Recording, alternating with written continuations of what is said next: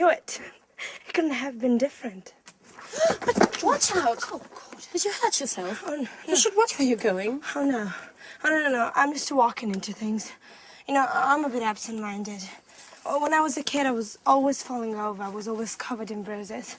But, oh, excuse me now. The first full moon of the summer. Just wonderful. Hey, what's the full moon got to do with anything? Well, no, nothing. Come on, please. Tell me what you're reading. It's just a beautiful love story full of passion. It's a love story between a young lady of the nobility and a farmer. The girl's father wants her to marry a lord and is against the relationship. So he arranges to have the young farmer kidnapped and locked away in a secret room to die of hunger and thirst. What a sad story. Isn't it rather depressing? Well, oh, wait a minute. I haven't finished. The kidnapping happened on the first full moon of the summer. Just a moment before, the two lovers had arranged to meet. Legend says that every year on that night, the young girls return to look for her lover. Do you see? What should I see? It's a legend. Don't tell me I should believe in such a stupid thing. Well, on the contrary, I think you should. This is the interesting part. This love story took place here, in this house. And tonight, there's the first full moon of the summer. Oh, this is so exciting. I know this holiday would bring some pleasant surprises. You must be mad.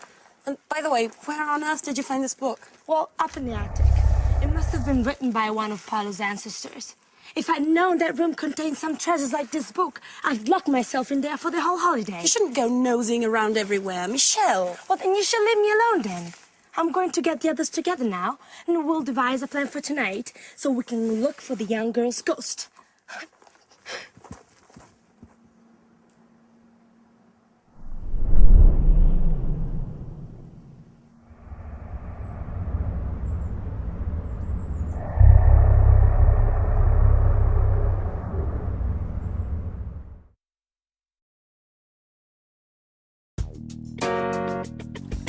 Hey, Sarah! Like a flip?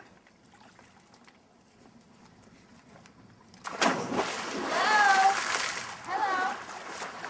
I'm glad you're here. We've been here since noon. You've made an incredible discovery. What's this about? Well, according to Michelle, this house is home to the spirit of a young girl.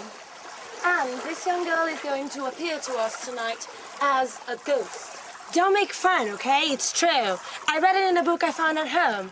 And I can feel it, too. There's a strange atmosphere, almost surreal. I think the only strange thing here is you. That's exactly what I said. Okay, enough of that. Listen to me. This is the plan for tonight. When the moon's high in the sky, we'll get some candles and go and look for the ghost. Paolo, didn't you know anything about the story? Well, my grandfather did tell me something about it. When I was a boy, I used to go looking for spirits with my cousins. And didn't you feel frightened? I know, it was a great fun. Sure, everyone knows ghosts don't exist. Oh, you're wrong there. You know, one night, we heard some strange noise. Someone was shouting. Oh, we were so scared. And we ran up to our rooms, and my youngest cousin cried for 2 days. He was so terrified. What rubbish. I think you just invented the whole story. Okay, stop arguing. Paolo and I are going to look for the ghost tonight. Sandra, you coming with us? Well, I don't really believe in these things, but if you're both going, well, why not? It'll be a bit of change from the other evenings. And, by the way, I'm quite curious to find out whether this ghost really exists or not. Sarah, are you coming with us? Oh no, I don't believe in spirits, and I don't do such stupid things. I'll just stay in my room and read. Oh, come on, Sarah. Don't be the usual spoilsport. Come with us. You'll see, it'll be fun. Don't insist. I said no. That damn pub. She wouldn't be like this if it hadn't burned down. I know, you're right. Let's try not to let our problems get us down. Sandra, can you call Mike and Anne? And we'll tell them what's the plan for tonight. Okay. Ghost hunting under a full moon, yeah.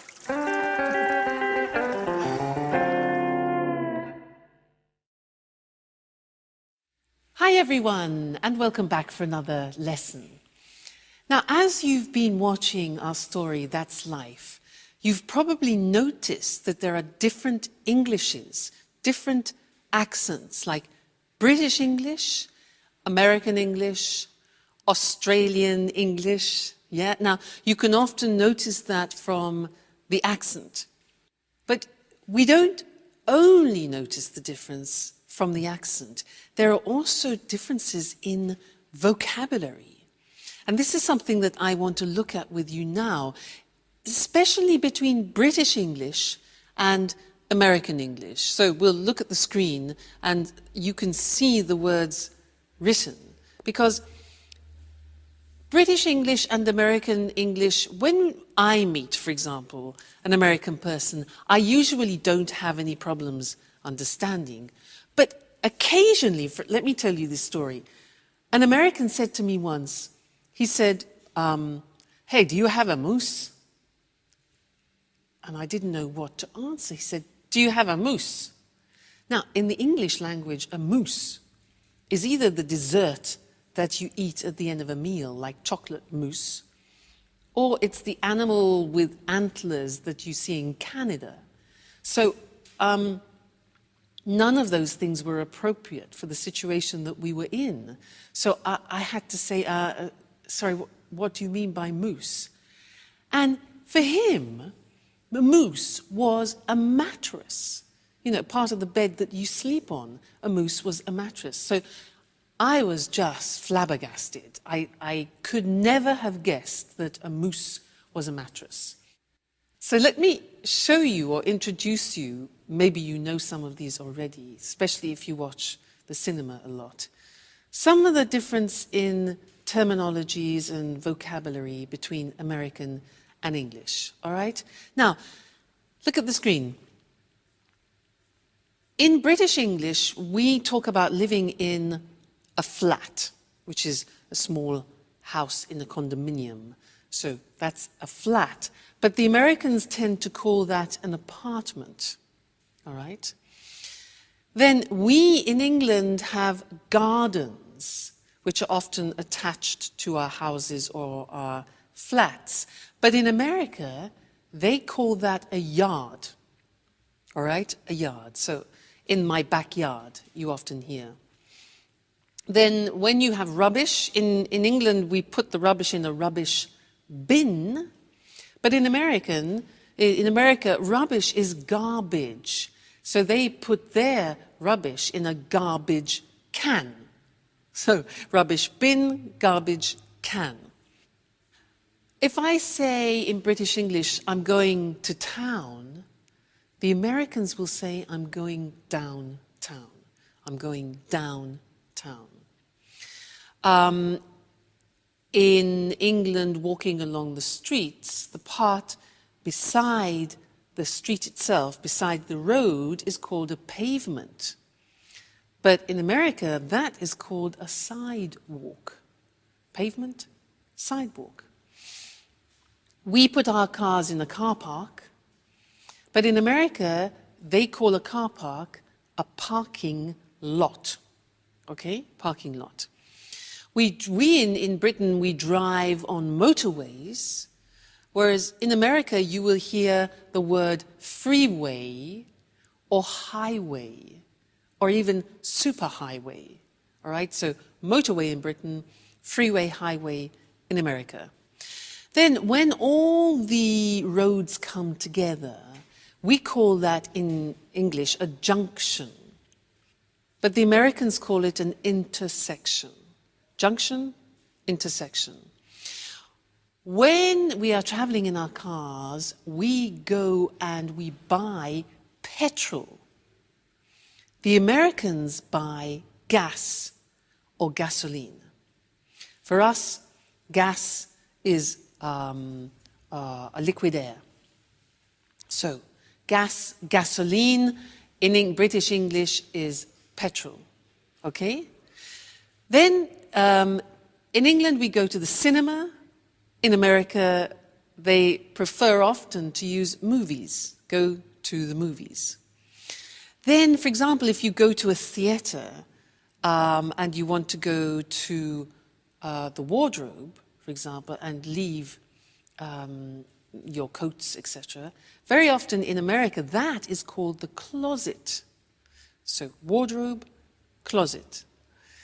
Then if you're in a restaurant, to begin with, we in England have a starter. The Americans have an appetizer. And this is very interesting. When you take potatoes and you fry them, and for example, you have it with steak, in English, those are called chips. The Americans use French fries. Now, in English, when you have a bag, for example, at a party, if you're having an aperitif, we often have nuts and what we call crisps. Now, crisps are very thin pieces of potato, chopped up very finely, and then cooked, usually in hot oil, and put in plastic bags. Now, we call those crisps, but the Americans call them potato chips. So it's very confusing. For us, chips is what you have with steak, and the crisps are the things that you have in the bag, all right? And one more thing, in Britain we talk about summer, winter, spring and autumn, but often in American English you will hear autumn referred to as fall. So those are just a few examples of the difference between British English and American English. But keep noticing the differences especially when you're watching films, because it really is very interesting and it will help you in preparation for when you go to both countries. All right, so good to see you again, and I look forward to seeing you again in the next lesson. Bye.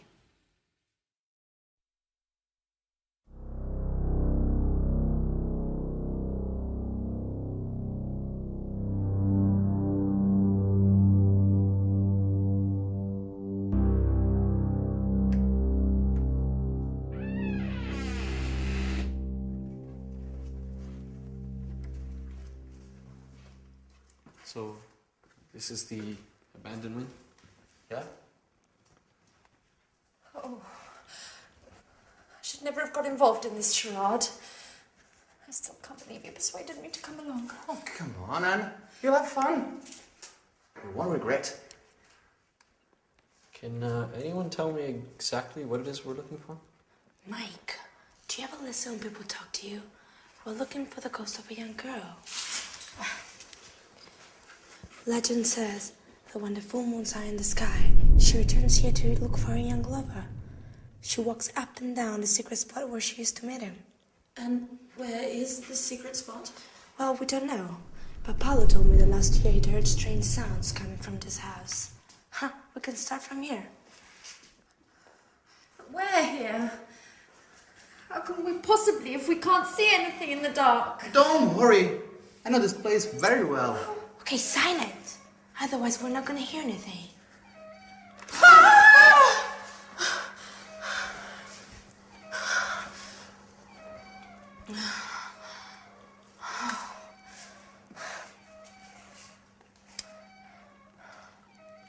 Did anyone ask Sarah if she wanted to come along with us?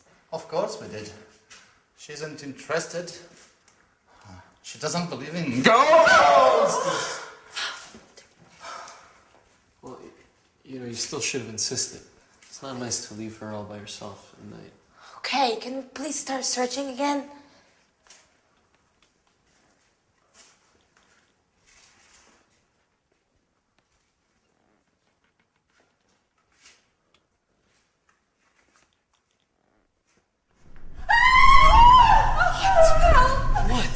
There's somebody here. Somebody I don't see anything. Are you sure? touched me on my shoulder. Yes, I'm sure. I'm sure they squeezed my shoulder.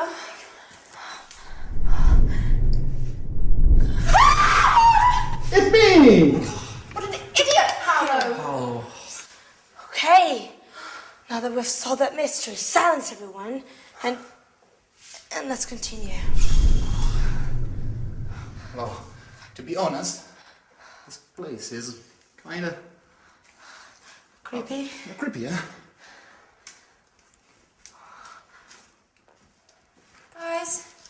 Guys, wait for us. Please.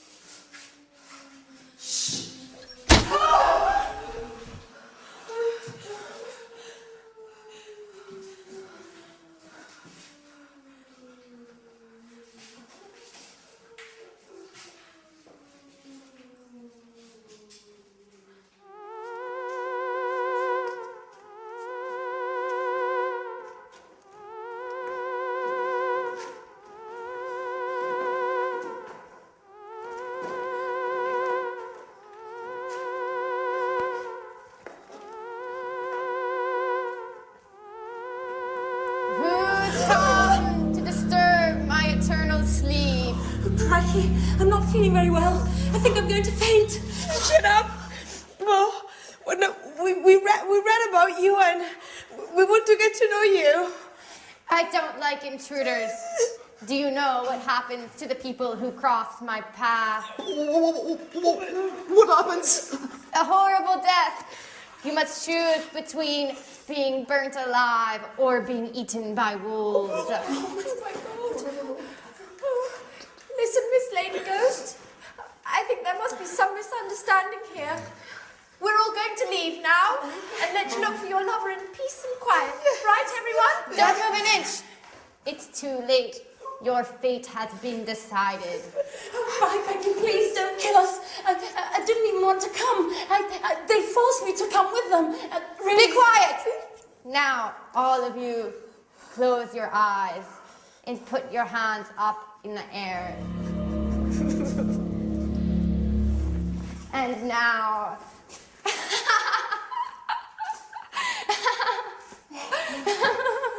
Sarah! So you were the ghost? Yes, I was in my room reading when I thought of dressing up and scaring all of you. And I must admit, it was worth it. You don't know how funny you all looked. Your face is white with fear and your voice is pleading for mercy. I've never had so much fun.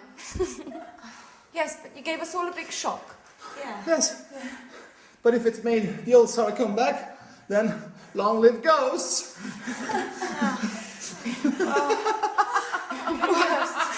Yes.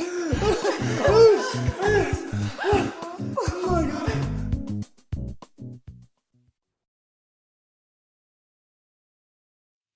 Do you believe in ghosts? I do. You know, once when I was teaching in England, I was in a mansion, a beautiful old house in the country. And they told me that every day in one of the rooms in a mansion, there was a breeze which passed through the room every afternoon at 4 o'clock. And they said it was a friendly ghost, a woman who haunted the house. Every day she passed through the room at 4 o'clock on the dot. I believe in ghosts.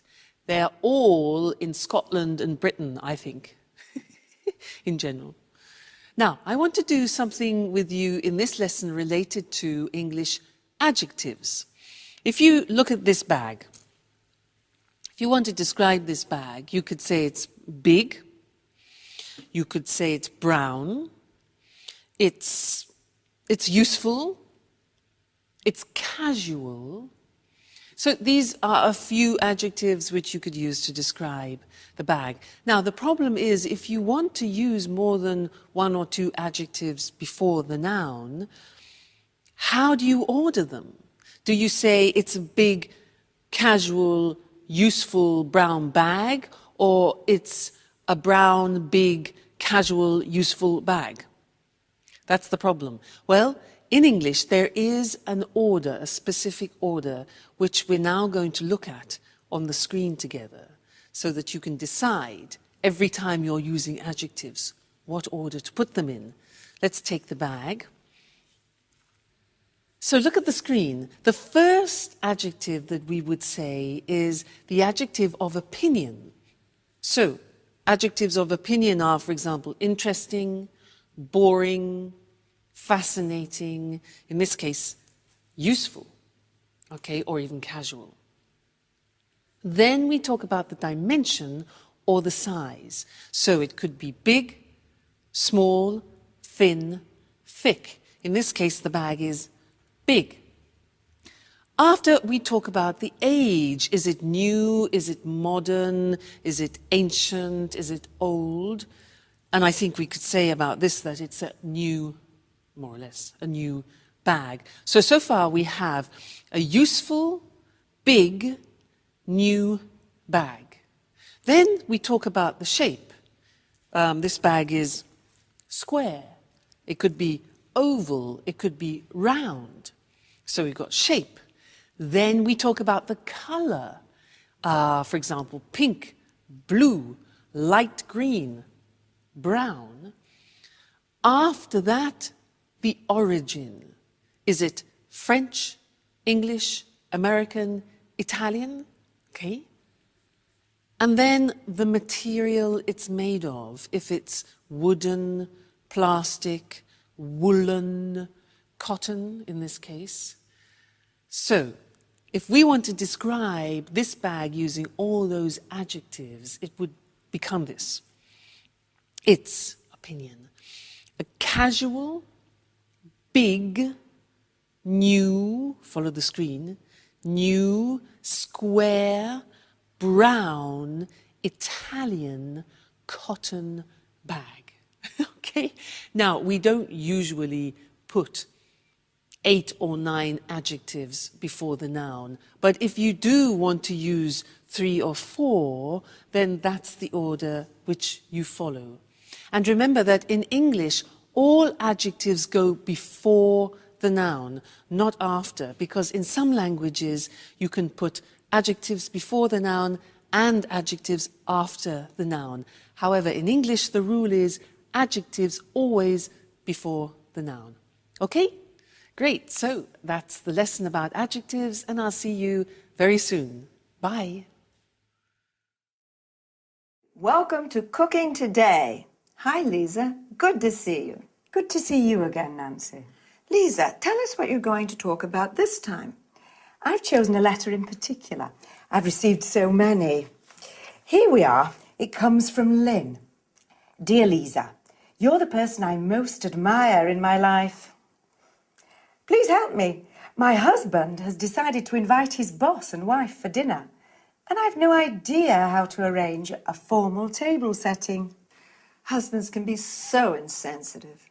Well, dear Lynn, you don't need bone china, silverware, or crystal to set an attractive table. Where does one begin? I'd start with the table covering. The ideal tablecloth for a formal dinner is a damask one, or a cloth with delicate embroidery. Can it be placed over a bare table? You'd better place a protective padded cloth underneath. What do you think about placemats? They're acceptable for every occasion except formal dinners. And table runners, aren't they pretty? They are, and very trendy nowadays since they come in a wide range of colours. Now, tell us about napkins. They're usually sold as a coordinated set with tablecloths. She's not supposed to use paper napkins, I suppose. Oh, it's considered a bit crass. You can use paper napkins for picnics. Is a napkin ring necessary? Why not? In the past, each family member would have one, either of wood or engraved silver. Today, they're available in many materials and styles. Now, what about dinnerware? I think that a set of one-colour dishes would be very smart. Round plain plates, a side plate, and serving dishes are perfect. What about glassware? The best for formal dinners is a long-stemmed goblet of medium height. Lynn will need a wine glass, a water glass, and a flute for champagne. In cutlery, how do you arrange forks and knives? Forks are placed to the left of the plate. Spoons and knives to the right, with the blade facing the plate. At the top of the plate, you place dessert forks and spoons. Of course, carving forks and knives are necessary when serving roasts. I see. How do you feel about centerpieces? Well, a basket filled with fresh flowers would smarten the plainest of tables. You can also use candles. It's a real work of art. Yes, and a pretty setting makes food taste better. Thank you, Lisa, for this informative chat. It was a pleasure. Now, let's see which term Lisa used to talk about table setting. First of all, she said there are different kinds of table coverings. A tablecloth is what we use to cover the table with during meals. Placemats are individual settings for more informal meals. Table runners are long and narrow pieces of fabric which can hold several places. A centerpiece can be placed in the middle of the table, usually with fresh flowers as decoration. If you want to protect your table from stains or heat, you better place a protective padded cloth under the tablecloth. A napkin is what we use to wipe our mouths with while eating. Today, paper napkins are rather convenient, but don't use them when Lisa is invited.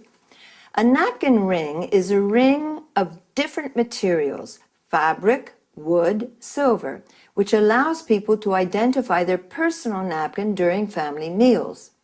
Now, let's go to dinnerware or dinner service, also called crockery. All plates, side plates, or serving dishes used for meals. Glassware refers to glasses that can be wine glasses, water glasses, or flutes, used to drink champagne. A stemmed goblet is a tall glass with a stem used in formal dinners. Cutlery, commonly referred to as silverware, refers to forks and spoons and knives. Serving forks and spoons are used to serve food from the serving dish. That's all for this time. See you again next week. It's the new frontier of retailing. It's revolutionized the way we do business, and it brings in customers from all over the world. Of course, I'm talking about e-commerce. I'm Eric Brown, and this is Let's Talk, the discussion program with our commentators, Tom and Marie. Good evening, everyone. Good evening. Well, what are your thoughts on e-commerce? Do you buy things online? Of course I do. I always book low-cost flights, and I also buy DVDs and books on the internet, as most people do. I shop online not only for the convenience, but also to pay the lowest price possible on any given item. I used to visit different websites to shop around for the lowest price, but now that automatic comparison shopping is possible, my browser automatically shows me the prices for the same DVD at different online stores on the web. I can easily compare prices and choose which one to buy. Marie, did you know that you're a typical online shopper? In fact, 52% of online shoppers buy books, 41% buy leisure and travel items, including holidays and flights, and 40% buy DVDs and CDs. Well, Eric, online shopping is very popular today. In the UK, for example, 48% of people regularly shop on the internet. Did you know that economists put the value of online shopping in the UK at £2.26 billion and that the e-retail market is growing by 32% a year? Actually, that doesn't surprise me. E-commerce is having a huge impact on the way we do business. It's increasing markets, improving efficiency and effectiveness, and is transforming business processes. Tom, why are you so quiet? What do you think about e-commerce?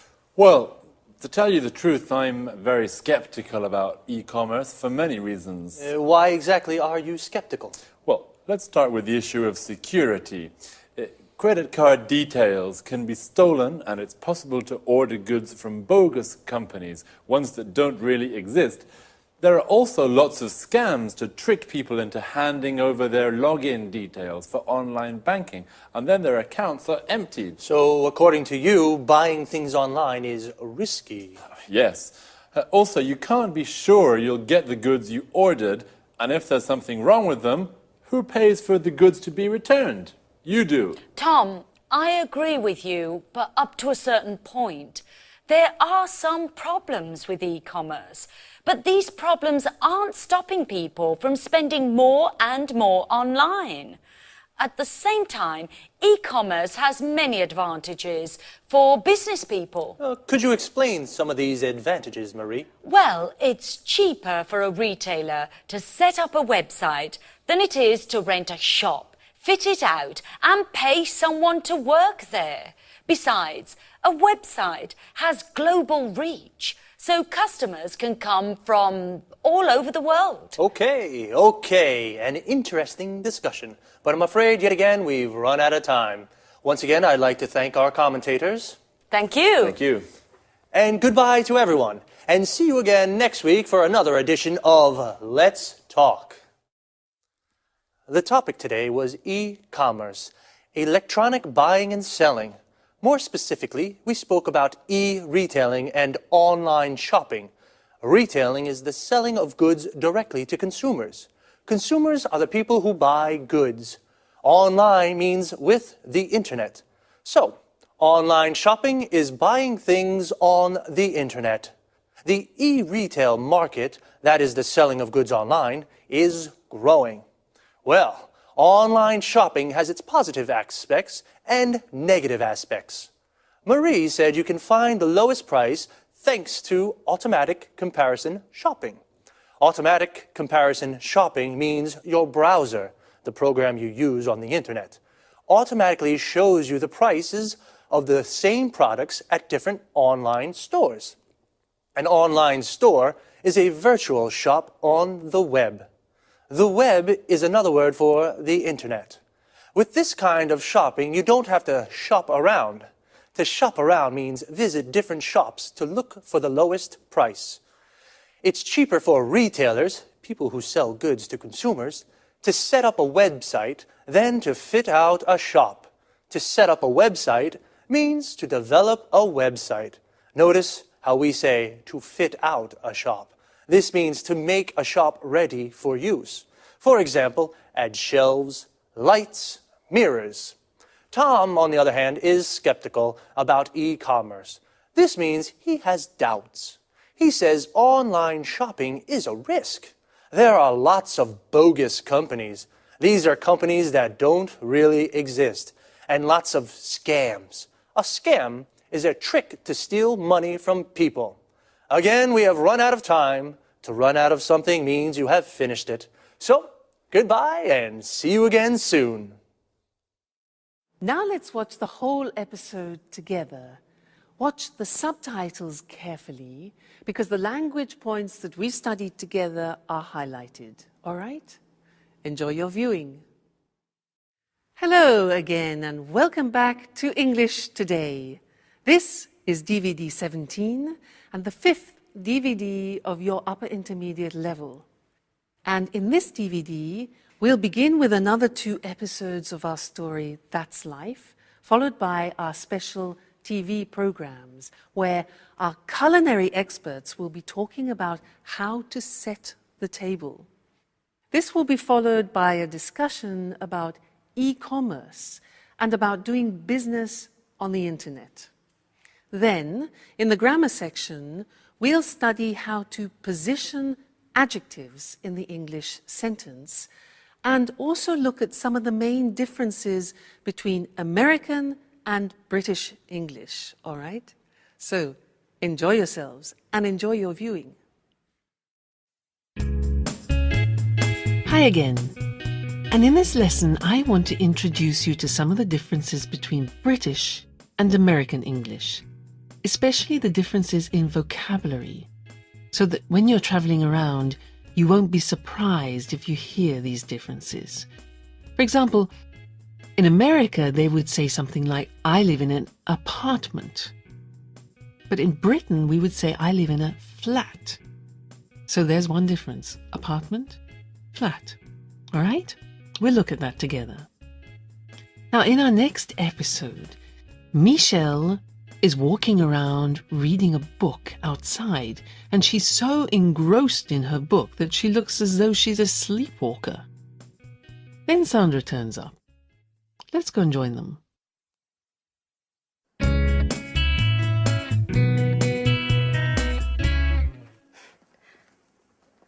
I knew it.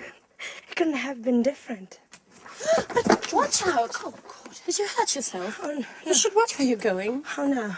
Oh, no. I'm just walking into things. You know, I'm a bit absent-minded. When I was a kid, I was always falling over. I was always covered in bruises. But, oh, excuse me now. The first full moon of the summer. Just wonderful. Hey, what's the full moon got to do with anything? No, nothing. Come on, please. Tell me what you're reading. It's just a beautiful love story full of passion. It's a love story between a young lady of the nobility and a farmer. The girl's father wants her to marry a lord and is against the relationship. So he arranges to have the young farmer kidnapped and locked away in a secret room to die of hunger and thirst. What a sad story. Isn't it rather depressing? Well, oh, wait a minute. I haven't finished. The kidnapping happened on the first full moon of the summer. Just a moment before, the two lovers had arranged to meet.